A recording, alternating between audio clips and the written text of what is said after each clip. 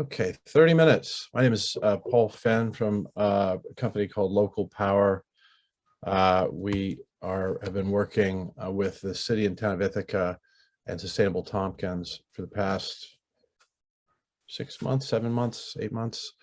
And so this presentation is intended to give you a sense of how it's become to be defined and where we're at and how you might join it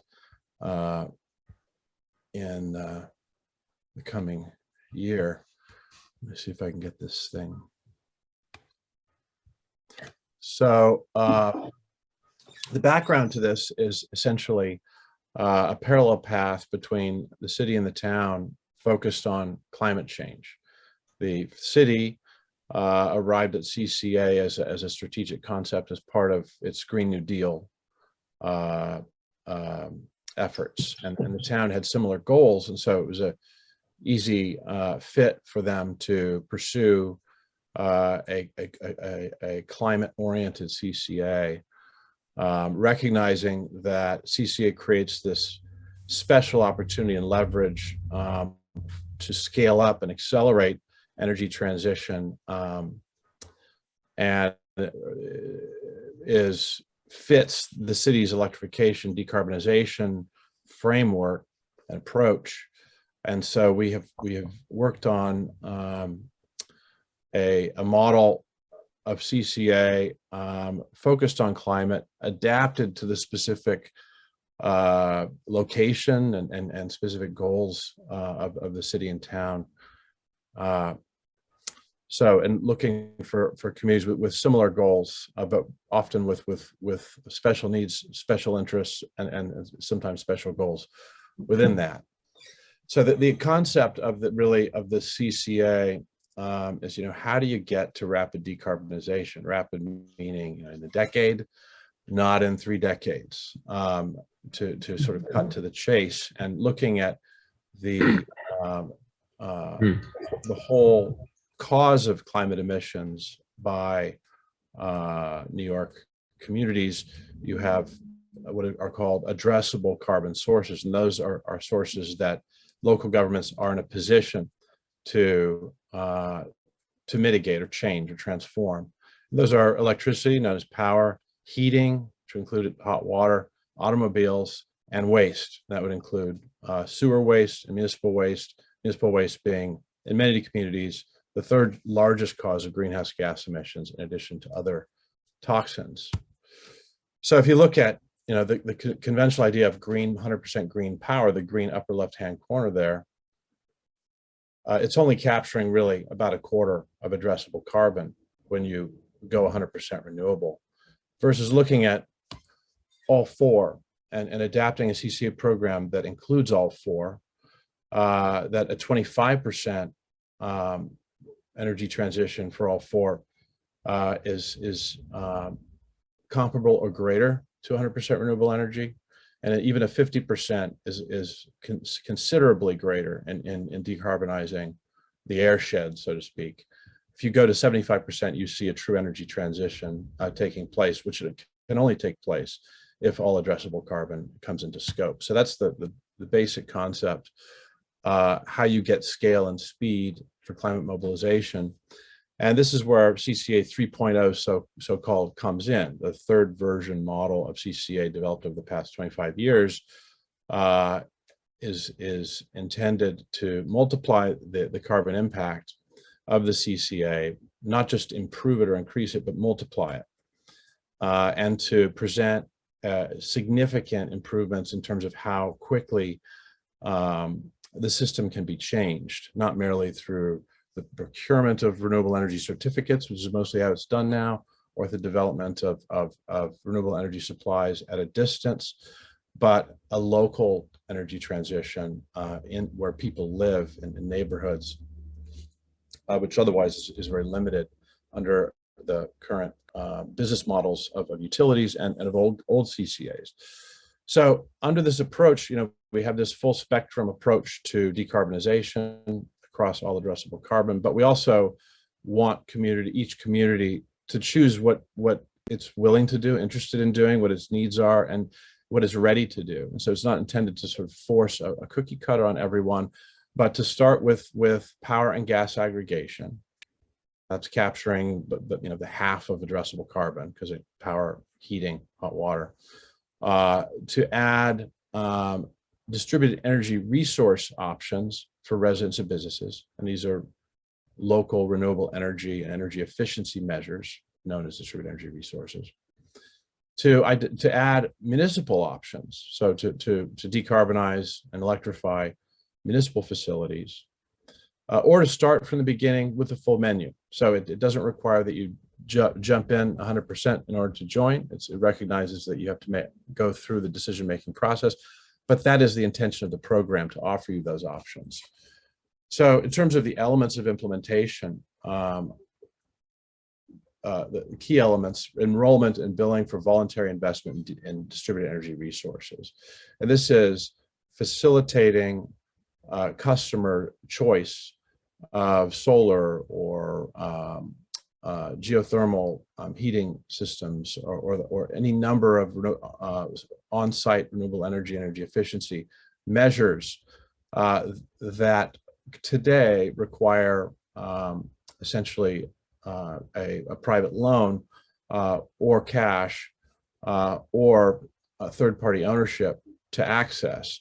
And so this is really about making it easier through enrollment and billing for people to make investments in things like on-site solar, or as I said, heating systems or electric vehicles. And we'll get into some of the details there in terms of technologies. But then to facilitate planning and the agreements that are entered into to transact these projects.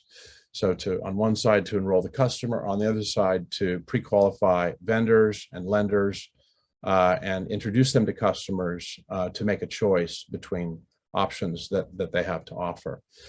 In terms of project types, we're focused on deep building retro-commissioning, which means a comprehensive electrification, decarbonization of the building, from on-site renewable power and heat to heating and hot water electrification, to energy efficiency and appliance retrofit measures. And then beyond that, across the other addressable carbon, the inclusion of electric vehicles and sewer and municipal waste as energy resources. The model originates from a project from the Urban Sustainability Directors Network with 12 municipalities, including some New York municipalities. It was released a couple of years ago, but the model is focused on using aggregation in order to get scaled local action. First, to aggregate, to get that market power. Second, to finance, to provide the missing piece for new local development to occur. Third, engagement of customers so that they can make these decisions and make them without a great deal of difficulty. Through sharing, specifically a shares system that makes participation in voluntary investment flexible and inclusive of people that don't have high credit ratings, for example, who don't own their homes, for example. Of cooperation, which involves the physical sharing of things like electric vehicles or of heating micro districts, for example, geothermal heating micro districts, where there is a physical sharing of an energy resource that is renewable on site. And then the use of democracy to engage people in the public process so that they participate as citizens. In terms of the approach, in summary, we're talking about on-site consumption, so distributed energy resources being developed at the building level, the block level, possibly in brownfields as well, depending on the community, but in the community as opposed to outside the community, across power, heat, transportation, and waste, with voluntary investment loans made available to participating customers for shares, cooperatives, or individual ownership of distributed energy resources. So the basic definition of the program as a CCA will include municipalities in or near Tompkins County. We're creating an energy transition model that's replicable, so it doesn't have special subsidies or special resources. Other communities can use it without having special resources. that we would meet or beat utility rates for the annual average power and gas over the previous year. We approached the CCA through an equity lens, whose goal is to make every customer eligible for investment, so not to restrict it to the few, which is pretty much the case today, but to extend through the program broad availability of participation in energy loans for equity in local projects. And then to empower citizens through user cooperatives and municipal government to voluntarily invest in and operate DER projects. And so that involves the organization of the projects, the facilitation of the projects, and the back office or billing for the operations of the project. In terms of roles, it's a partnership structure. So local power is the CCA program consultant.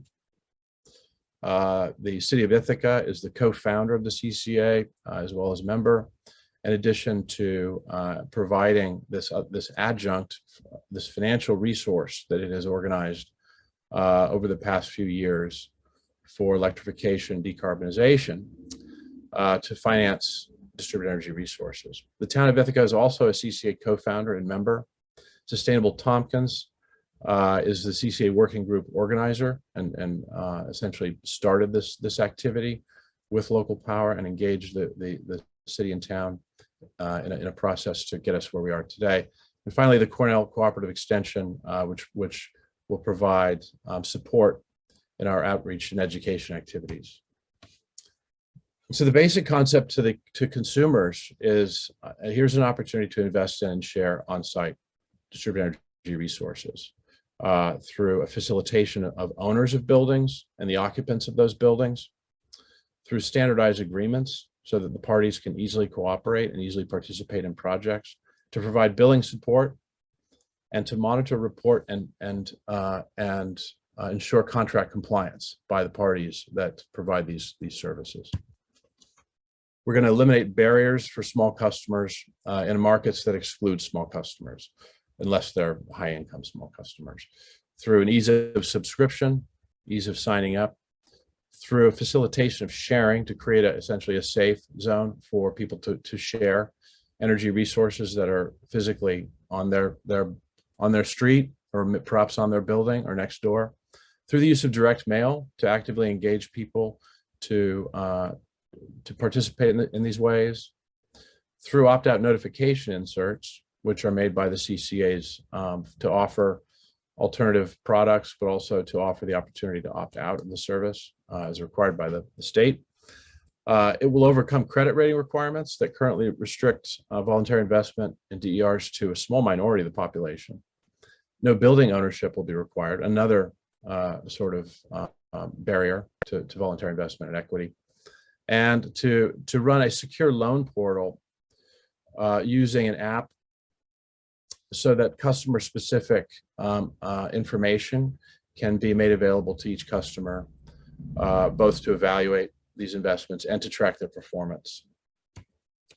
So just looking at the money side of energy, which is the key to driving investments, you can see that this is the average in New York in 2021, a ratepayer that paid $102 a month for electricity, for heating, for natural gas, $68, for heating oil, less, half of that, and then motor fuel. So you can see that the energy wallet for motor fuel is about the same as electricity, with natural gas coming in third. But it gives you an idea of how electricity alone as a source of decarbonization is incomplete. And so we're going after all of them and trying to make it navigable for consumers. The fear of the market and a lack of familiarity with the technologies that are involved being major barriers to participation. And we look at just going left, these symbols here. First, the piggy bank, the money, what's it going to cost? How much is the loan? What are the legalities, the contractual terms of the agreement? Do I trust them? That's the scales. Then what is the forecasted benefit of this system? Is it going to pay back well or not? Do I trust the source of the forecast? Then finally, just fear of the safety, not finally, but the skull and bones there, fear of is the system safe? Can I trust it physically? The handshake, who am I dealing with here? Is this company X from Houston, Texas, or is this the town? Is this local, something I can trust? Sorry, I actually can't see the, and then the key, what is the, what is the control system? How does it work? Who controls it? Oops.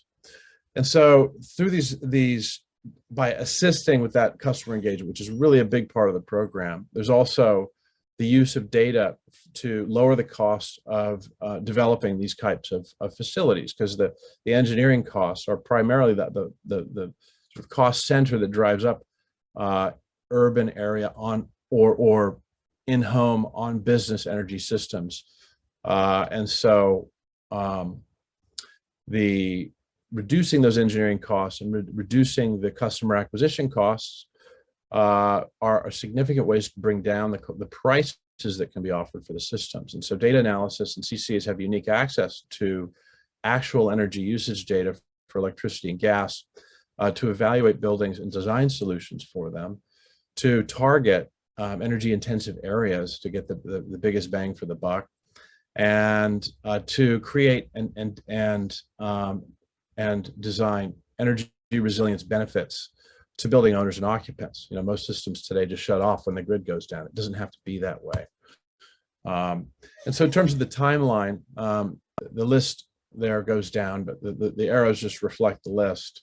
But between last November and July, we've been doing outreach, drafting the local laws, and now completing a draft administrator agreement. In March, I'm sorry, pardon me, this slide has gotten screwed up. You can see it better now, sorry. And something happened here. My apologies. This is very confusing glitch. So the March doesn't go there. We're currently in November to July period on the left with outreach, local laws, and administrator agreement being drafted. And then from next month through August and September, we'll be doing data collection, municipal outreach, and drafting the required plans. And those are the implementation plan, the customer engagement plan, the data plan. Those go to the Public Service Commission, but also a finance plan, which is a local plan that concerns how the city's finance program will work with the CCA, how that will be folded into it. The plans will be approved in October. Again, I had a glitch here, so let me come back here. And then the RFPs here, March, for power, gas, and distributed energy resources, with recommendations on the bids that are received. So that's the scope that we have underway right now. So as far as choosing an administrator, we're drafting the agreement now. The CCA administrator will organize the CCA as a third-party administrator for power procurement, gas procurement, education outreach, engagement, supported by local partners like Cornell, customer data management and collection, voluntary investment billing, and vendor and lender pre-qualification. What's going on here? So one of the big questions that's come up that you might be thinking about is when can we join? You have your schedule going up to March. When can we get in? If you start now, there may be time to get in at the point of launch. Because there is a waiting period from the submission of the implementation plan to the Public Service Commission, which should be in October.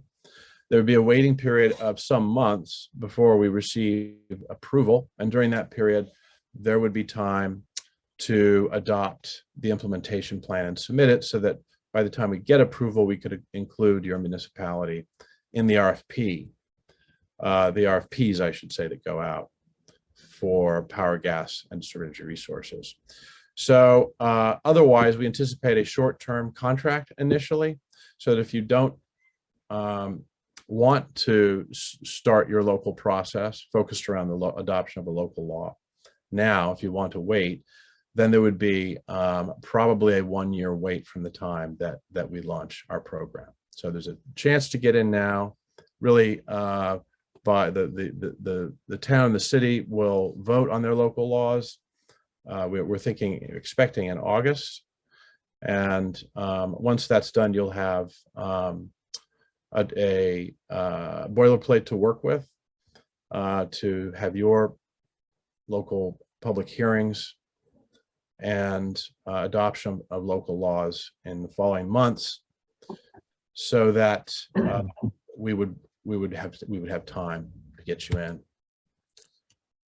Finally, there is a matter of the financing side, and in order to participate in the financing side of the program, you will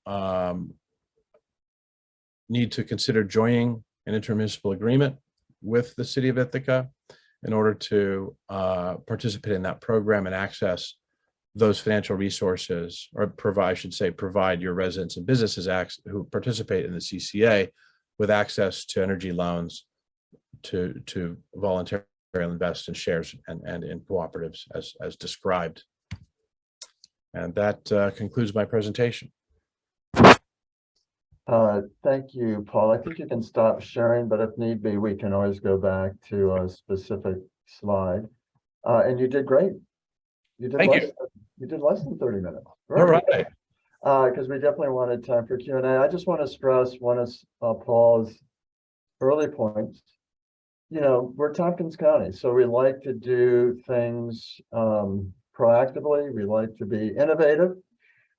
So we're writing something that gives lots of flexibility for meeting climate change goals.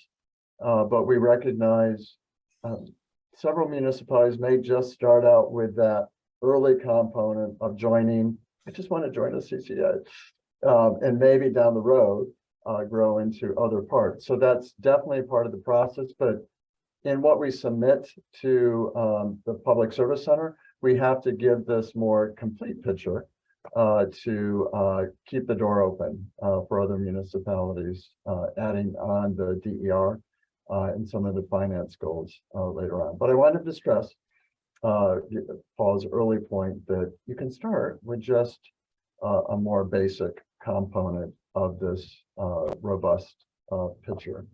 The other thing I just want to clarify before we open it up for questions. So Paul, you said that if some municipalities want to start on the process of adopting a local ordinance soon, they can be named in what gets submitted, I think, through the Public Service Center, through the implementation plan. It's not really, if they don't, and once we get approved, say we get approved in March of next year, I don't think they'd have to wait a whole year from then to join, right? Well, it would depend on the length of that first contract. We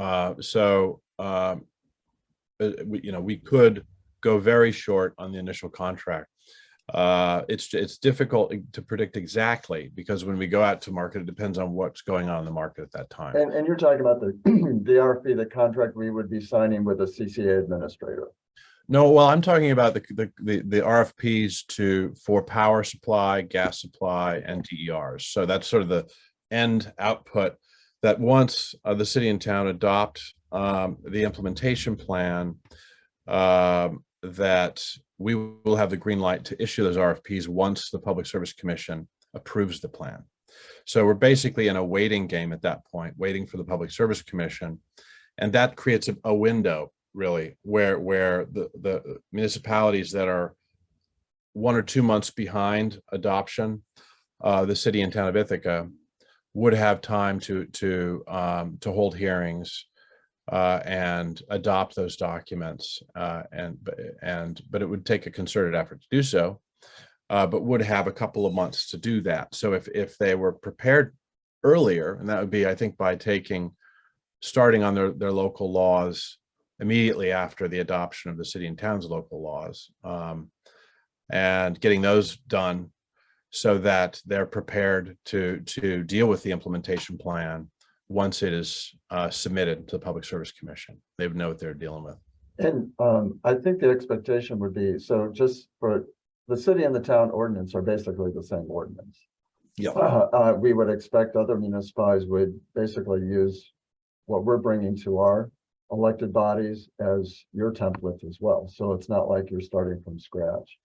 You know, we will say that you will just have to remind your board members, this is for the big picture, because it, you know, there's a lot to unpack in there. So you might, if you choose to move forward, you know, we can work with you on this, stress that really this could just be our entree into a CCA. The other components we can decide later. So, but all of the language is in the draft ordinance.